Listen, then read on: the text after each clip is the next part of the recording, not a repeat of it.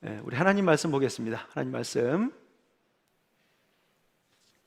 창세기서 12장 말씀입니다. 창세기서 12장 1절부터 5절 말씀입니다.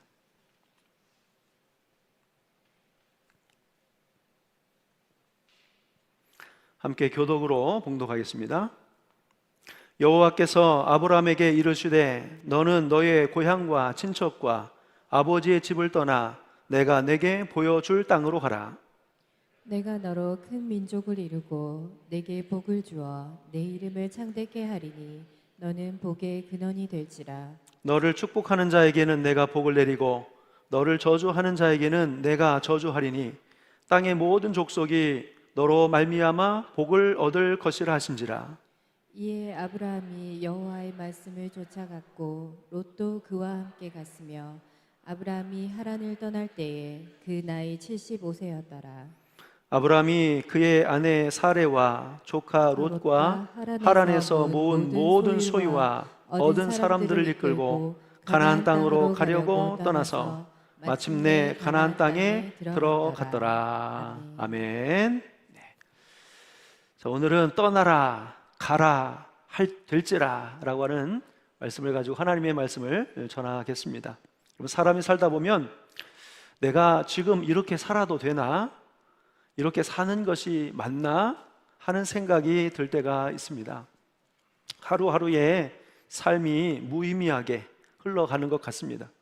시간은 흘러가고 나는 늙어가는데 나는 그 자리에 있는 것 같고 발전도 없고 또 기쁨도 없고 다람쥐 쳇바퀴 돌듯 매일 반복되는 일생을 경험하면서 삶의 의미를 잃어버리고 살아가기도 합니다. 믿음 생활도 그러합니다. 내가 이렇게 믿음 생활해도 되나 하면서 스스로 염려가 되고 하나님께 미안한 마음이 들고 더 이상 믿음이 성장하고 있다는 생각이 들지 않고 오히려 예전보다 더 못한 자신의 모습을 느끼면서 부끄럽게 느끼지만 또 이보다 더 잘할 자신감이 없다고 포기하는 그러한 모습을 이제 보게 됩니다. 자, 그런데 저는 이러한 불편한 마음을 단순히 내 안에서, 이 불편한 마음이 단순히 내 안에서 나온 생각이라고 여기지 않습니다.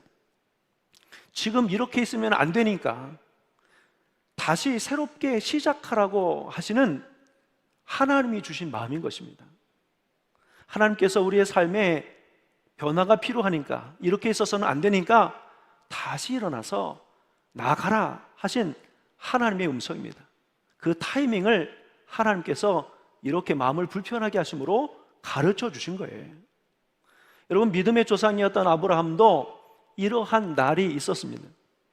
아버지 데라와 함께 갈대아 우르를 떠나서 가나안으로 가고자 했지만 잠시 하란에 머물러 있는 동안에 사고가 납니다. 그것은 바로 아브라함의 아버지 데라가 죽으면서 그 여정이 멈춰진 거예요.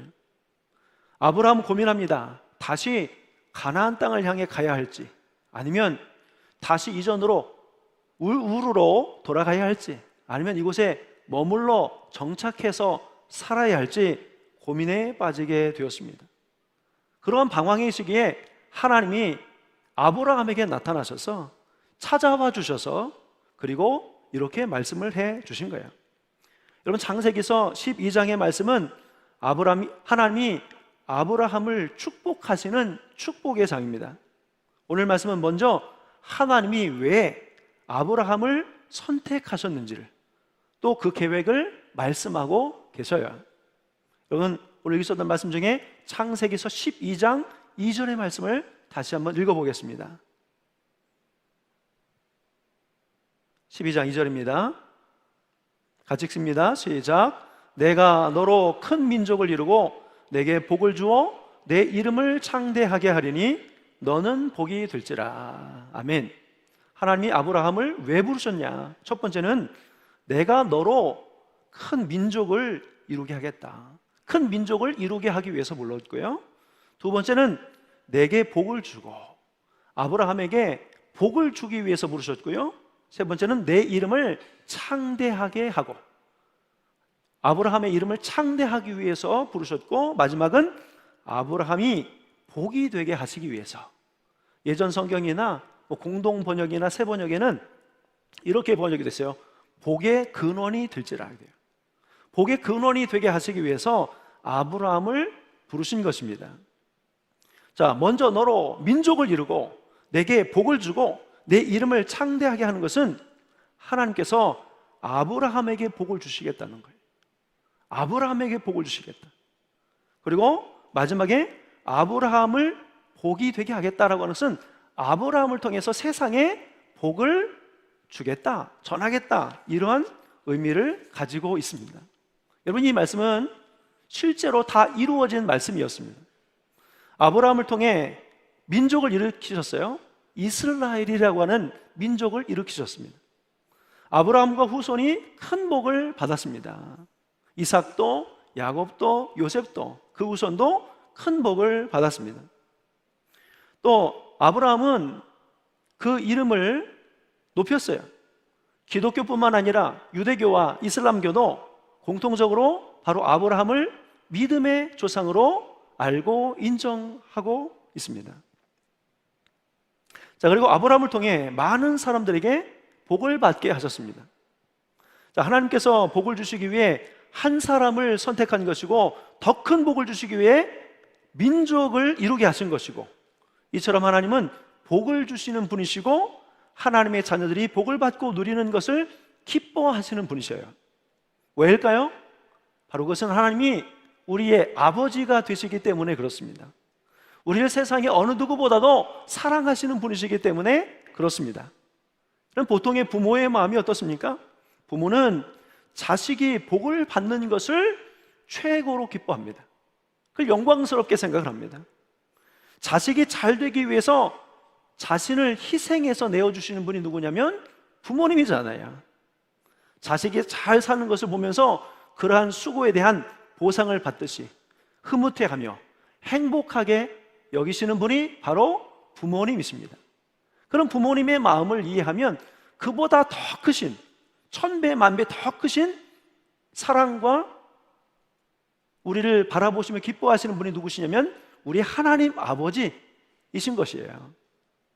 여러분, 또한 하나님은 하나님의 자녀들로 하여금 세상에 복이 흘러 들어가기를 원하셔요. 그렇기 때문에 하나님의 사람은 나만 잘 먹고 잘 되면 된다는 그러한 생각을 가지고 살면 안 되는 것입니다. 다 같이 기쁘고 복된 삶을 살아가도록 힘쓰는 사람, 이것이 바로 하나님의 사람이에요. 여러분, 정말 잘 사는 사람은요, 본인만 잘 되면 된다라고 하는 생각을 가지고 살아가는 사람이 아니고 다른 사람을, 나만 잘 되면 된다고 생각하는 사람이 아니라 남을 잘 살게 해주는 사람이 진짜 잘 사는 사람이에요. 내가 행복한 것도 좋지만 다른 사람들을 행복하게 해줄 수 있는 사람이 잘 사는 사람이에요. 다른 사람이 잘 되는 것, 내가 잘 되는 것 못지않게 축하해주고 기쁘게 생각해 줄 수 있는 사람이 잘 사는 사람이에요. 반대로 다른 사람이 아파하고 힘들어하는 것을 보면서 같이 아파하고 힘들어해 줄 수 있는 사람이 잘 사는 사람이에요. 다른 사람이 웃을 때 같이 기뻐해 주는 사람, 바로 하나님이 원하시는 사람이 바로 이와 같은 사람이라고 하는 사실을 여러분 믿으시길 바랍니다. 자, 이를 위해서 하나님은 아브라함을 먼저 불러주신 겁니다. 아브라함이 어떤 사람이었기에 하나님이 이 좋은 프로젝트를 하도록 하셨을까요? 여러분, 아브라함에 대한 이야기는 창세기 11장에 먼저 나옵니다. 이전의 이름은 아브람이었어요. 아브람. 자, 아브라함의 아버지는 데라였습니다. 그러나 데라에게 3명의 아들이 있었습니다. 아브라함이 첫째, 둘째는 나홀리고 셋째는 하란이었습니다. 자, 그런데 데라는 어떤 사람이었느냐고 성경에 나와 있습니까?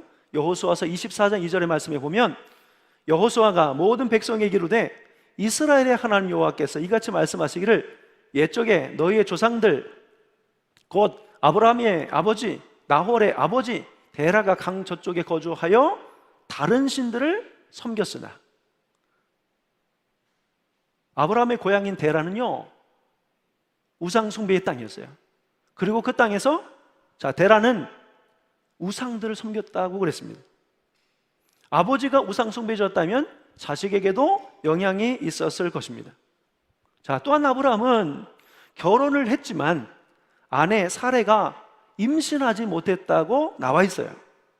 그럼 지금은 시대가 달라서 아이들을 적게 낳아도 상관이 없고 때로는 아이를 안 낳고 사는 부부들도 많이 있습니다. 그러나 바로 이 고대 사회 이 당시에는요, 자식이 곧 힘이고 능력이고 재산이었어요. 또 자랑이었어요. 왜냐하면 자식이 많아야 농사 일을 해도 수월합니다. 또 목축도 가능합니다. 자, 대적이 쳐들어오면 가족이 많아야 함께 힘을 합쳐서 대적과 싸울 수 있는 거죠. 또 대적이 괴롭히지 못하고 무시하지 못하겠죠. 그래서 무조건 자식이 많은 가정이 힘 있는 가정이었어요. 그것이 자랑이 되었어요. 그 자식을 많이 낳기 위해서 능력이 되는 한 아내도 많이 거느렸던 시대였어요. 자, 그런데 아브라함은 어떻습니까? 자식이 없어요. 세상적인 관점에서 볼 때 아브라함은 자식이 없다는 불리함을 가지고 있었던 사람이에요. 현재 자식이 없다는 것은 앞으로도 영향이 있다는 것 아니겠습니까? 자, 그런데 왜 하나님은 아브라함을 선택하셨는지 그 이유를 알 수가 없어요. 그는 우상 숭배하는 자의 아들이었고 별다른 장점을 가지고 있지 않은, 어떻게 보면 많이 연약한 불리한 조건 속에 있는 사람이었지만 그는 이렇게 하나님의 위대한 프로젝트에 선택을 받았어요. 자, 그것은 우리가 다른 어떤 이유를 생각할 수 없습니다. 바로 아브라함을 지목하여 선택하신 하나님의 은혜 외에는 설명할 수가 없는 거예요. 그래서 하나님의 일방적인 선택과 부르심, 곧 하나님의 은혜로 인해서 아브라함은 선택을 받게 된 것입니다. 자, 아브라함은 하나님의 뜻을 이루기 위해 선택을 받은 은혜를 받은 사람이었어요. 자, 하나님의 은혜를 입은 사람은 다 아브라함처럼 살 수 있다는 것을 오늘 말씀을 통해서 기억하셨으면 좋겠습니다. 자, 하나님은 아브라함을 통해 민족을 이루게 하셨고 그에게 복을 주시고 복이 되게 하시기 위해서 부르셨습니다.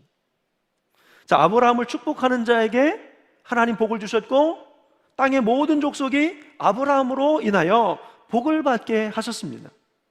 그리고 하나님께서는 실제로 아브라함에게 복을 주시고 아브라함을 통해 복을 받게 하셨습니다. 아브라함의 시대에만 해도 이런 증거들이 너무나 많아요. 아브라함은 가나안 땅에 도착한 이후에 세겜을 지나 남방으로 이주해 갑니다. 그런데 그때 기근이 찾아와요. 그래서 먹을 것을 구하러 이집트로 갑니다. 그럼 그 이집트에서 어떤 일이 있습니까? 아브라함이 자기 아내 사레가 아름다워서 자기를 죽이고 아내를 취할까 봐 거짓말을 합니다. 누이라고. 분명히 거기에서 죄를 지었어요. 그죠? 비겁한 남자예요. 연약한 남자예요. 자, 그런데 그럼에도 나올 때는 안전하게 나왔고 또 양과 소와 암수 나귀와 낙타를 더 얻어 가지고 나왔다라고 성경이 기록을 하고 있어요. 아브라함이 하나님의 복을 받았습니다. 아브라함으로 인해 그의 조카 롯이 복을 받았어요. 조카 롯의 소유도 많아졌습니다. 얼마큼 많아졌냐면 삼촌의 소유와 비슷해졌어요. 그래서 목자들끼리 다퉈서 결별을 할 정도로 재산이 많아진 거예요. 후에 롯은 주변 나라들이 전쟁을 벌일 때 그 틈에 끼어서 포로가 된 적이 있습니다. 그때 아브라함이 또 이 조카 롯을 또 구해줘요. 후에 소돔의 멜기세덱이 복을 받고 그의 아들 이삭은 아버지로 인해서 복을 받아 마침내 거부가 되었습니다. 그래서 창세기서 24장 1절의 말씀에 보면 이렇게 되어 있습니다. 아브라함이 나이가 많아 늙었고 여호와께서 그에게 범사에 복을 주셨더라. 아브라함은 사는 날 동안 복을 받았고 아브라함의 후손도 이후에 큰 복을 받아 누렸어요. 여러분, 멋지지 않습니까? 저는 우리 늘 푸른교회 모든 성도들이 아브라함처럼 복을 받고 더불어 여러분들로 인해서 세계 열방 가운데 하나님의 복이 흘러 들어가는 은혜가 있기를 예수님의 이름으로 간절히 축원합니다. 자, 무엇보다 하나님께서 아브라함을 통해 주신 최고의 복은 어떤 복이었냐면 구원의 복이었어요. 여러분, 아브라함의 후손을 통해 다윗이 나게 하셨고, 아브라함의 후손 중에 이 땅에 예수 그리스도가 나게 하셨어요. 그래서 인류를 죄와 사망에서 구원하여 주시는 복을 예수 그리스도를 통해서 허락해 주신 것입니다. 그래서 예수 그리스도를 영접하는 자마다 하나님의 자녀가 되는 권세를 주셨고, 영원한 하나님의 나라를 상속받게 하시는 복을 주셨어요. 자, 그렇다면 하나님은 아브라함이 복의 근원이 되시게 하기 위해서 무엇을 말씀하셨습니까? 여러분들도 이 말씀을 지키면 아브라함처럼 복을 받고 아브라함처럼 복을 흘려 보낼 수 있는 하나님이 귀히 쓰시는 그러한 하나님의 사람이 될 줄 믿습니다. 자, 먼저 1절을 읽겠습니다. 1절, 창세기서 12장 1절 읽겠습니다. 읽습니다. 시작. 여호와께서 아브라함에게 이르시되 너는 너의 고향과 친척과 아버지의 집을 떠나 내가 내게 보여줄 땅으로 가라. 아멘. 이 말씀 속에 아브라함이 복을 받고 아브라함이 복을 전하게 될 수 있었던 비결이 들어있어요.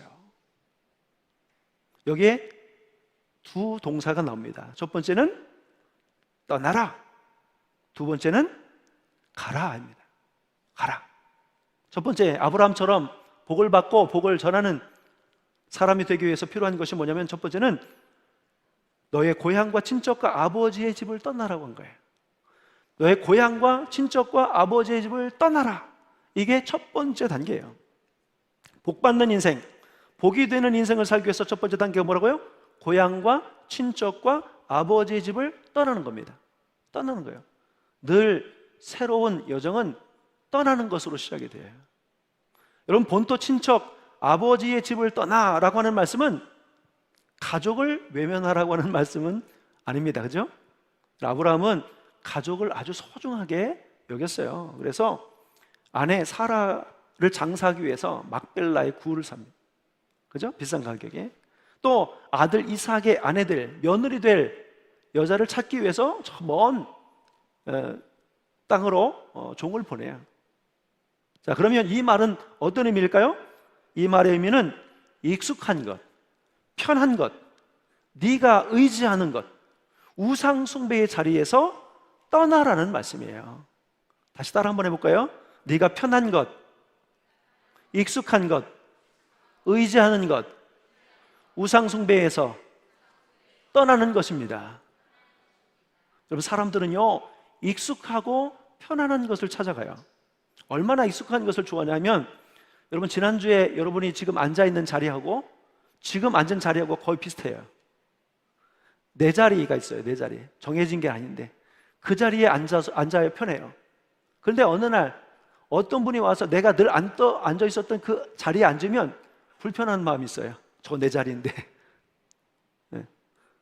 여러분, 식당을 가도 주로 내가 먹었던 그 자리에서 먹는 그런 경향이 있더라고요. 그만큼 사람은 익숙한 것, 편안한 것을 찾아가는 것을 볼 수 있어요. 그런데 그걸 떠나라는 거예요. 다시 말해서 익숙하지 않은 것, 불편한 자리, 네가 의지하는 자리를 벗어나 새로운 자리로 하나님이 가라고 말씀을 하시는 거예요. 간단히 말씀을 좀 드릴게요. 여러분, 기도하는 게 편합니까? 기도 안 하는 게 편합니까?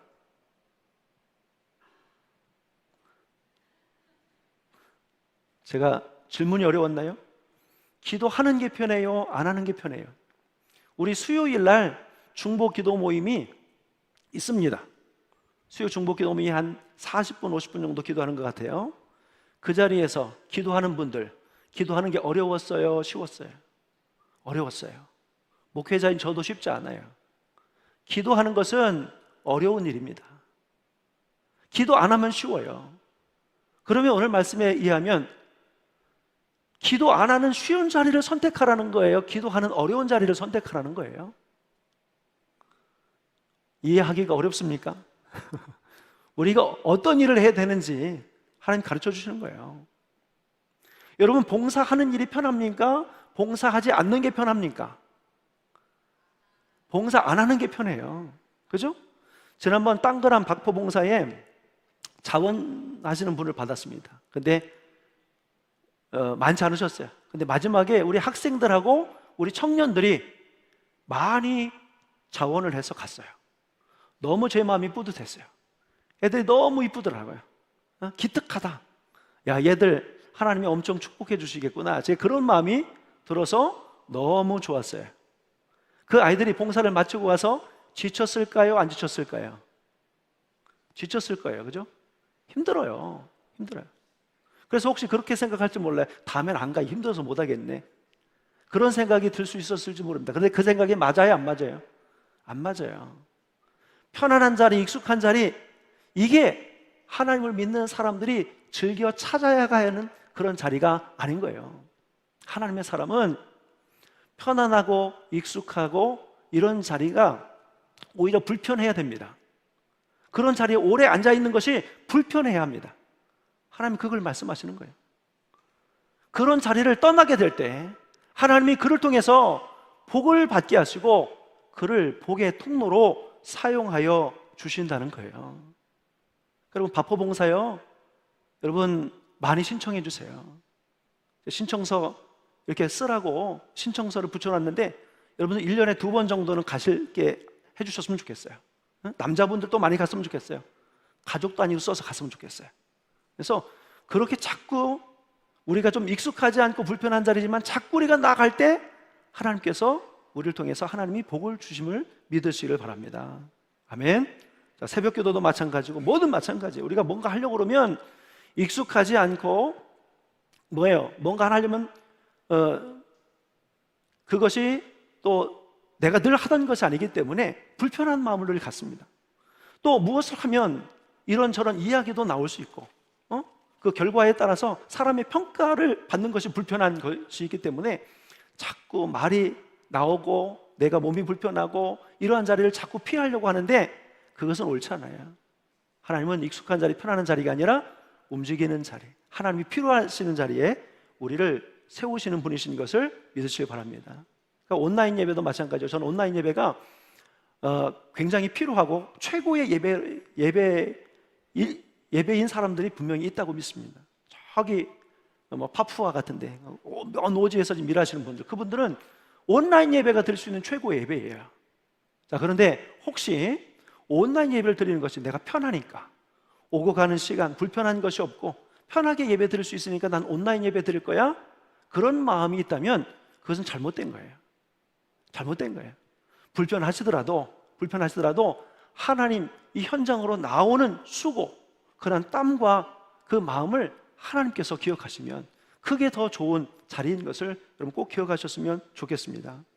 그래서 여러분 텔레비전도 점점 편해지잖아요. 옛날에는 가서 이렇게 채널을 돌렸는데 어느 순간 리모컨이 나오는데 지금 말로 하면 바뀌잖아요. 세상이 자꾸 편해지다 보니까 우리가 신앙생활도 편하게 할 수 있다고 생각하는 것 같아요. 근데 신앙생활은 아무리 시대가 디지털로 바뀌어도 아날로그식으로 해야 돼요. 예전에 우리 선배님들이 막 새벽에 막 나와서 그 어려운 고된 몸을 가지고 나와서 새벽기도 무릎으로 막 기도하던 그런 것처럼, 밤새워 철야기도 하고 이런 것처럼 신앙생활, 여러분 그 신앙생활을 편안하게 하려고 마음먹으면 여러분 그 신앙생활은 여러분 자꾸 죽어가는 거예요. 불편하지만 은혜가 있는 자리로 나오시는 수고, 불편하지만 몸을 놀리고 또 봉사하고 하는 그런 수고를 여러분 기쁨으로 생각하신다면 여러분들이 하나님께서 여러분들 통해서 하나님께서 복을 주시고 여러분들 또한 복의 통로로 사용하여 주실 줄 믿습니다. 자, 두 번째 중요한 게 있습니다. 두 번째는 뭐냐면 창세기 12장 1절에 나와 있는데요, 바로 그것은 하나님이 지시할 땅으로, 내가 내게 보여줄 땅으로 가라. 그것은 바로 하나님이 지시할 땅으로 가는 것에 있습니다. 여기서 중요한 것은 뭐냐면 가는 것 이전에 뭐냐면 하나님이 지시할이라고 하는 방향이에요. 방향. 하나님이 지시할 땅, 그 방향을 바로 보고서 가는 거예요.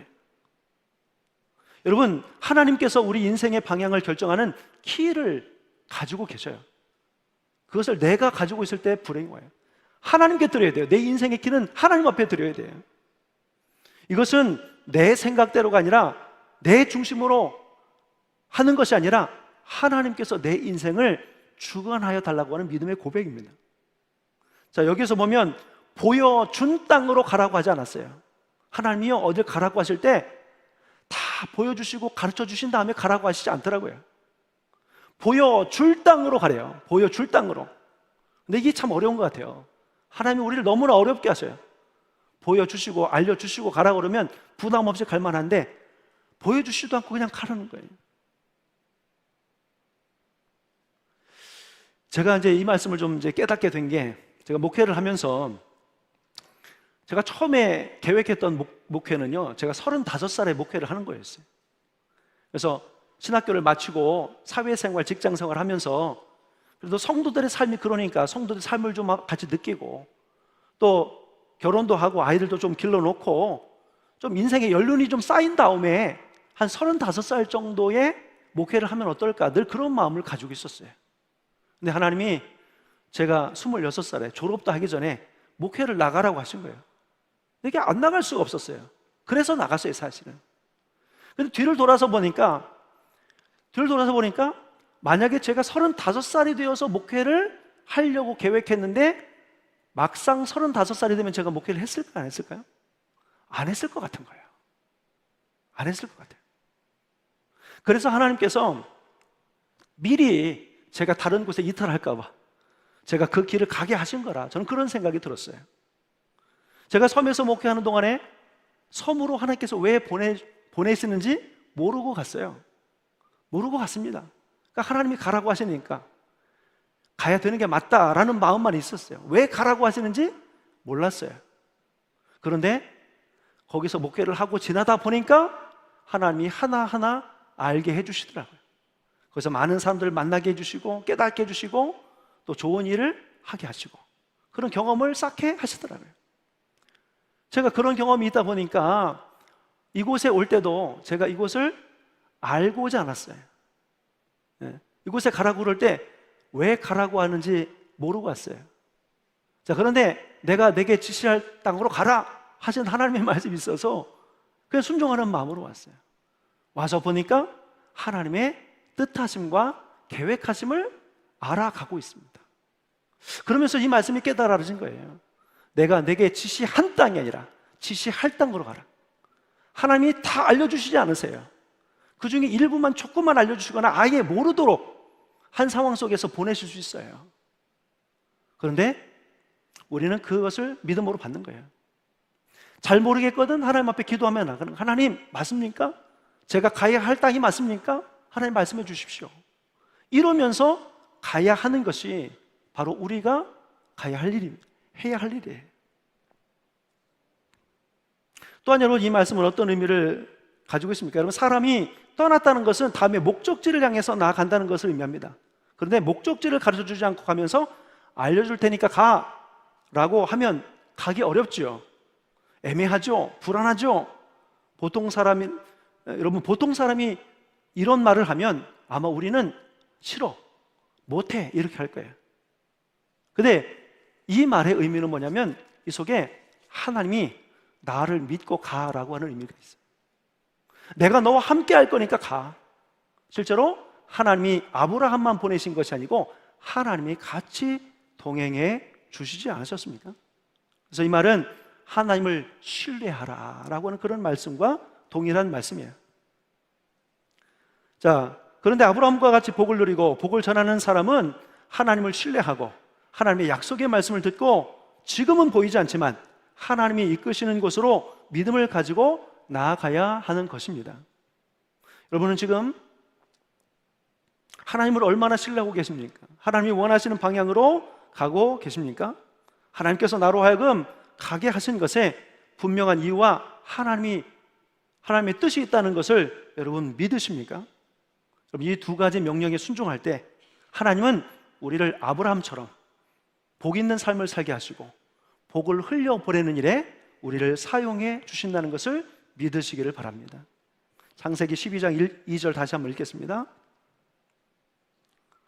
다시 한번 읽습니다. 시작. 내가 너로 큰 민족을 이루고 내게 복을 주어 내 이름을 창대하게 하리니 너는 복이 될지라.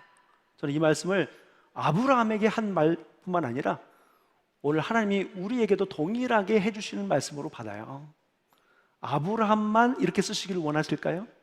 아브라함만 복받고 아브라함을 통해서만 세상에 복이 전해지기를 원하실까요? 아닙니다. 하나님은 아브라함에게 했던 동일한 계획을 여러분들에게도 가지고 계시고 있다는 것을 꼭 기억하셨으면 좋겠어요. 저는 이 말씀이 바로 여러분을 복되게 하시기 위한, 또 여러분을 통해서 세상에 복을 흘려보내고 싶어 하시는 하나님의 마음이, 계획이 반영된 말씀인 것을 믿으시기 바랍니다. 자, 그렇게 되기 위해서 뭐 하라고 했어요?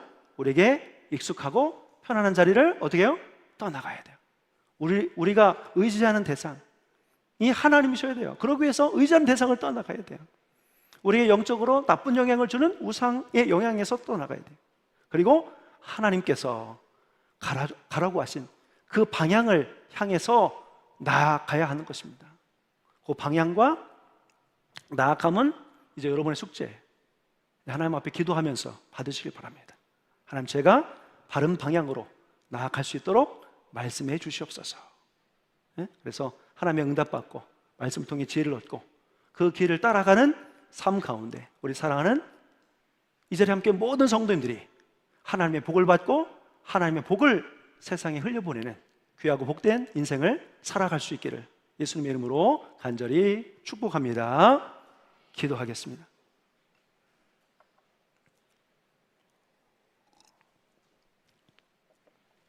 거룩하신 하나님 아버지, 오늘도 주시는 말씀을 붙잡습니다. 하나님, 방황하던 아브라함에게 말씀으로 주셔서, 찾아와 주셔서 또 하나님의 계획을 말씀하시고 그를 복받게 하시고 복의 통로로 사용하여 주셨음을 오늘 말씀을 통해서 듣게 하셨습니다. 하나님, 그 마음이 오늘 우리를 향한 하나님의 마음이신 줄 믿습니다. 그리하기 위해서 너는 너의 본토 친척 아비의 집 우상을 떠나 가라라고 말씀하여 주셨습니다. 우리에게 익숙한 것, 편안한 것, 우리가 의지하는 것, 우리에게 나쁜 영향을 주는 것들로부터 과감하게 떠나는 성도들이 되게 하여 주시옵소서. 그리고 하나님께서 열어주신 그 길, 하나님께서 목적하신 그 길을 향해 가는 인생을 살게 하여 주셔서 아브라함을 통해서 계획하시고 이루셨던 그 복이 성도들 가운데 임하며 그 복이 또한 세상을 향해서 성도들 통해 흘러갈 수 있도록 인도하여 주시옵소서. 거룩하신 예수 그리스도 이름으로 간절히 기도하옵나이다. 아멘. 우리 다 같이 자리에서 일어서셔서 함께 찬양하고 주신 말씀 붙잡고 기도하겠습니다.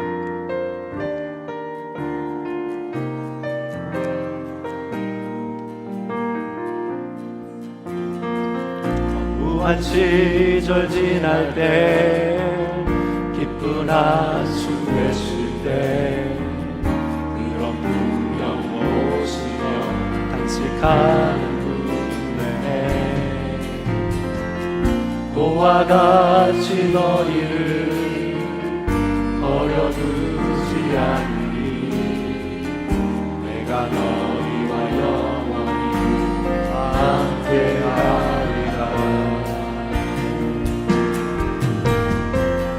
성령이 오셨네, 성령이 오셨네, 내 주에 보내신 성령이 오셨네. 우리 인생 가운데 친히 찾아오셔서 그 나라 꿈꾸게 하시네. 성령이 오셨네, 성령이 오셨네, 성령이 오셨네, 내 주를 보내신 성령이 오셨네. 우리의 인생 가운데 친히 찾아오셔서 그 나라 꿈꾸게 하시네. 아멘. 우리 함께 기도하겠습니다. 여러분 지금 살아가는 것처럼 계속 살아가셔도 괜찮겠습니까? 변화가 필요하지 않으시겠어요? 새로운 도전과 새로운 세계를 위해서 나가야 되지 않겠습니까? 오늘 말씀을 꼭 기억하셨으면 좋겠어요. 내가 머무른 자리가 편하다고, 익숙하다고 그 자리를 즐기시면 안 됩니다. 움직이셔야 돼요. 나아가셔야 돼요. 불편한 자리라고 할지라도 하나님의 뜻이 있는 곳을 향해서 나아가야 합니다. 그래서 오늘 주신 말씀을 좀 기억하셔요. 기억하셔서 떠나서 하나님 지시한 땅으로 가겠습니다. 오늘 시간 주신 말씀 가지고 결단하실 텐데 혹 이런 마음이 드실 수 있어요. 그런데 무서워요. 그런데 두려워요. 하나님, 제가 그렇게 할 수 있을까요? 그래서 우리가 함께 찬양한 이 찬양 가운데로 가사를 좀 기억했으면 좋겠어요. 내가 너희를 고와 같이 내버려 두지 않을게. 내가 너와 함께 해줄게. 하나님이 이 음성 듣고 가시면 괜찮으실 거예요. 하나님이 붙잡아 주실 겁니다. 하나님이 해결해 주실 겁니다. 하나님이 여러분들을 새롭게 든든하게 세워가 주실 것입니다. 오늘 주신 말씀을 기억하면서 하나님, 내가 편한 것, 익숙한 것 추구하지 않게 하나님 깨워주셔서 감사합니다. 다시 새 마음 가지고 하나님 주신 말씀 붙잡고 다시 시작하겠습니다. 믿음으로 결단하는 마음 가지고 여러분 기도하시길 바랍니다. 우리 주여 한 번만 힘차게 외치시고 함께 기도할게요. 주여! 거룩하신 하나님 아버지, 오늘 주신 아버지 주 말씀으로 우리의 영을 깨우시고 새롭게 하셔서 감사합니다. 하나님, 세상이 편안한 것을 추구하다 보니 우리가 믿음 생활도 편안하게 하려고 했습니다. 하나님, 우리가 추구해야 되는 것은 편안한 자리, 익숙한 자리, 하나님 정말 하나님 그런 자리가 아니라 하나님의 뜻이 있는 자리, 때로 불편하고 우리의 수고와 하나님 고통이 혹은 아버지 그 속에서 우리의 하나님 아버지 주여 이 노력이 하나님 아버지 따를 것이지만 하나님께서 복을 주시는 그런 인생은 아버지 편안과 안락을 추구하는 자리가 아니라 하나님을 따르고 하나님의 뜻이 있는 그곳에 나아가 움직이는 사람인 것을 하나님 알게 하여 주셨습니다. 하나님, 우리 사랑하는 성도들, 하나님, 내가 이렇게 신앙생활해도 되나? 이게 맞나? 예전보다 못한 우리의 모습을 보면서 하나님 아버지 그저 하나님 체념하지 않도록, 포기하지 않도록 붙잡아 주시고 이 말씀으로 하나님 깨워주시사 하나님 정말 다시 새로운 아버지 마음과 각오를 가지고 새 출발해 갈 수 있도록 하나님 인도하여 주옵소서. 더 많은 성도들이 기도의 자리에 나오게 하시고 하나님 봉사의 자리에 나오게 하시고 하나님 몸을 움직이고 수고하는 자리를 하나님 아버지 내가 있어야 하는 자리인 것을 하나님 알게 하여 주옵시고 하나님 또한 나만 복을 받는 것이 아니라 내 주변에 있는 모든 사람들이 하나님을 위하여 복받는 인생이 되기 위해서 저들을 주께 인도하고 하나님 복을 흘려보내는 하나님 값진 인생을 살아갈 수 있도록 아버지여 인도하여 주시옵소서. 하나님, 새 마음을 가지고 새 출발을 한다는 것이 우리에게 부담이 되고 때로는 하나님 주여 너무나 어려운 일인 줄 압니다. 하지만 우리에게는 하나님이 계심을 믿습니다. 하나님께서 우리와 함께 동행하시며 우리를 도우시고 우리를 이끌어 주셔서 능히 가능하게 하실 줄 믿습니다. 하나님 아버지, 하나님 오늘 주신 이 말씀 우리의 마음에 새기게 하시고 우리의 삶의 실제가 또 열매가 되기까지 붙잡고 인내하는 삶을 살아가는 아버지 이 자리에 함께 모든 성도들이 되게 하여 주시옵소서. 하나님, 새 마음과 새 각오로 나가는 성도들을 도우시옵소서. 어깨에 힘을 실어 주시옵소서. 그 마음과 생각을 붙잡아 주장하여 주시옵소서. 하나님, 하나님의 복이 임하는 자리, 아버지 하나님의 복을 전하는 그 자리가 바로 우리가 있어야 할 자리인 것을 알게 하시고 이제 새롭게 나아가게 하여 주시옵소서. 하나님 붙잡아 주시옵소서. 거룩하신 하나님 아버지, 오늘 말씀을 통해서 우리 자신의 모습을 보게 하여 주셨습니다. 내가 나의 삶을 보면서 나의 신앙생활을 보면서 이렇게 해도 되는지 답답하고 불편한 마음이 있었다면 이전에 믿음보다 더 작은 믿음이 내 안에서 보이거든 오늘의 이 말씀을 다 받고 하나님이 인도하신 새 출발을 할 수 있도록 주여 인도하여 주시옵소서. 우리가 머물러 있어야 될 곳은, 우리가 추구해야 될 곳은 편한 자리, 익숙한 자리가 아니요 하나님의 뜻이 있는 자리, 하나님께서 보여줄 자리임을 말씀을 통해서 알게 해주셨는데 이제 이 말씀 붙잡고 새 출발하는 우리 사랑하는 모든 성도들이 되게 하여 주옵소서. 새로운 일이 시작되기 때문에 많이 두렵습니다.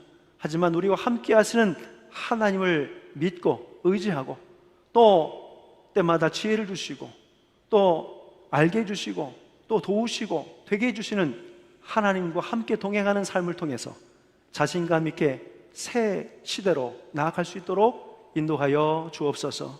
우리 익숙한 것을 내려놓고 하나님의 것으로 담는 성도들의 삶 가운데 아브라함에게 주셨던 복, 아브라함을 통해서 흘려내셨던 그러한 복이 또 세상에도 전해지고 성도들의 삶 가운데서도 임할 수 있도록 인도하여 주시옵소서.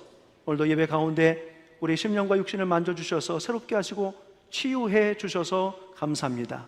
새 능력으로 부어주셔서 감사합니다. 성령과 능력을 충만하게 부어주셔서 감사합니다.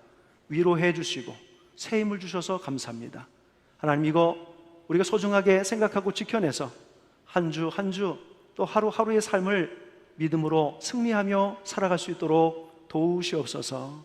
이제는 우리 주 예수 그리스도의 크신 은혜와 하나님 아버지의 넓고 크신 사랑하심과 성령님의 감동 감화 역사 충만 교제 교통하심이 이제 새 마음을 가지고 복이 있는 삶, 복을 흘려보내는 삶으로 살기를 선포하고 이전에 익숙했던 것들을 버리고 하나님이 원하신 것으로 새롭게 나아가기를 소망하는 우리 자리에 함께한 모든 사랑하는 성도들과 저들의 가정과 후손과 일터 위에 이제로부터 영원토록 함께 하시기를 간절히 축원하옵나이다. 아멘.